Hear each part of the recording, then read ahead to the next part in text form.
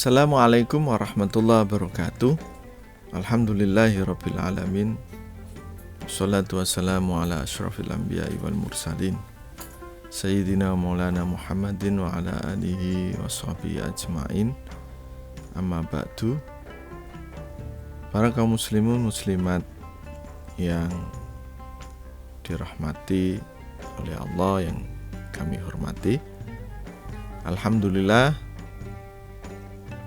kita bisa bertemu kembali di dalam kajian kitab di program Kamandanu, kegiatan Ramadan di Kampus UNU Yogyakarta pada tahun ini. Semoga di dalam bulan Ramadan yang penuh kebaikan berlipat-lipat ini, dengan mengaji kitab Mukhtarul Ahadits karangan Sayyid Ahmad Al-Hashimi ini, kita juga bisa mendapatkan kebaikan dari kitab ini dan juga menambah lipat gandanya kebaikan yang bisa kita dapatkan dari kitab ini. Karena dengan menggali nilai-nilai kebaikan dari ajaran yang diturunkan oleh Allah dan disampaikan oleh Rasulullah Muhammad SAW, insya Allah senantiasa kita selalu diberi hidayah dan petunjuk dari Allah. Amin ya rabbal alamin. Hadirin hadirat kaum muslimin yang berbahagia, sebelum kita memulai kajian kitab Mukhtarul Ahadits ini, mari kita bersama-sama bertawasul kepada Rasulullah dan juga kepada penyusun kitab ini, Sayyid Ahmad Al-Hashimi. Semoga dengan tawasul ini sebagai lantaran wasilah kita mendapatkan ridho Allah Subhanahu wa ta'ala. Amin ya rabbal alamin. Ila hadratin Nabi Mustafa Muhammadin sallallahu alaihi wasallam, summa ila jami ikhwanihi minal anbiya'i wal mursalin wa syuhada wa sholihin wal awliya'il arifin wa sahabati ajma'in, summa ila arwahi masyaikhina khususon ila musannifi hadzal kitab Sayyid Ahmad Al-Hashimi, waliman lahu haqqun alaina waliman ahsana ilaina syai'u lillahi lana walahumul fatihah. A'udzu billahi minasyaitonir rajim. Bismillahirrahmanirrahim. Alhamdulillahi rabbil alamin, arrahmanir rahim, maliki yaumiddin, iyyaka na'budu wa iyyaka nasta'in, ihdinas siratal mustaqim, siratal ladzina an'amta 'alaihim ghairil maghdubi 'alaihim waladdallin. Amin. Kanjeng Nabi dawuh,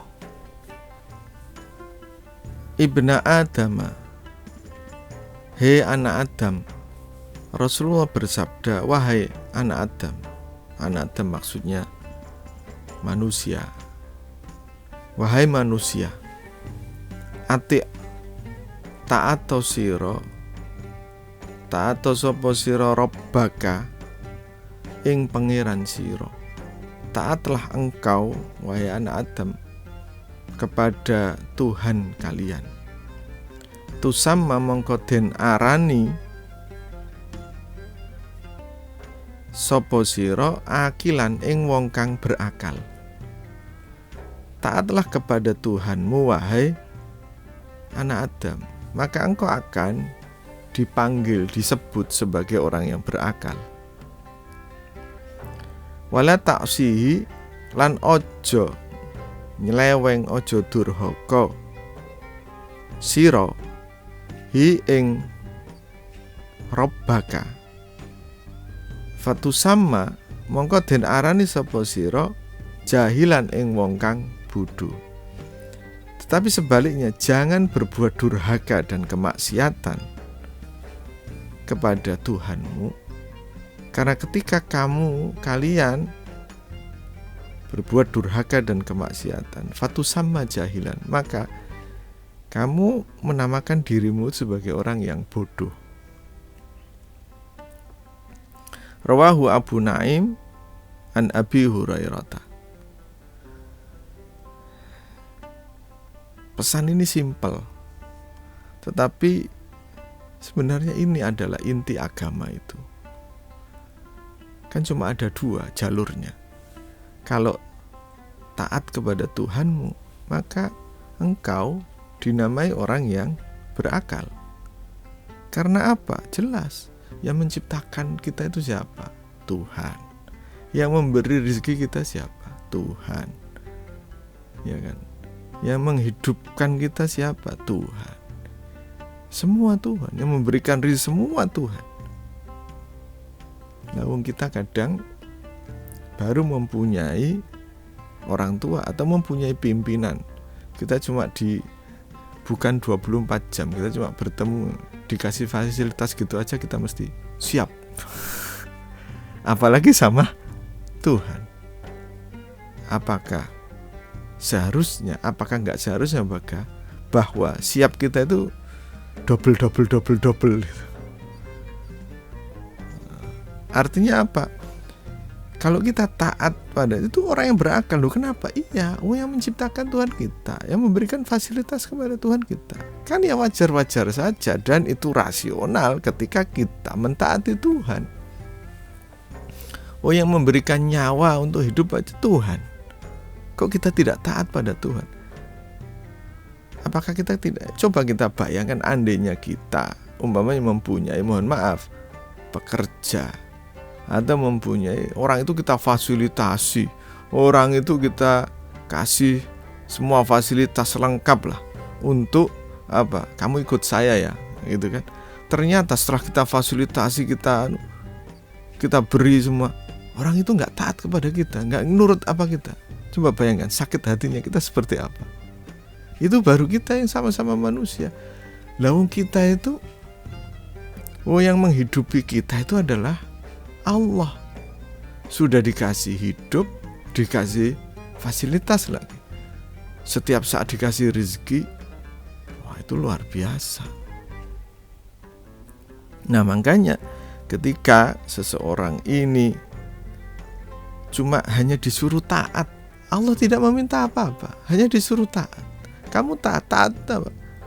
Taat itu ya menuruti sesuai dengan perintah Allah dan menjauhi apa yang dilarang oleh Allah. Gitu aja, simple. Nah, maka kamu akan berakal, menjadi orang yang disebut berakal. Wala ta'sihi fatusamma jahilan, dan janganlah berbuat maksiat, menyeleweng, durhaka kepada Tuhanmu. Kalau kamu seperti itu, maka kamu itu orang yang bodoh. Kan sudah enak, sudah dihidupkan oleh Allah, sudah dikasih fasilitas oleh Allah di dunia. Tinggal kamu taat. Nanti kalau kamu taat, setelah ini tak kasih fasilitas yang lebih baik dan everlasting, forever and ever. Apa?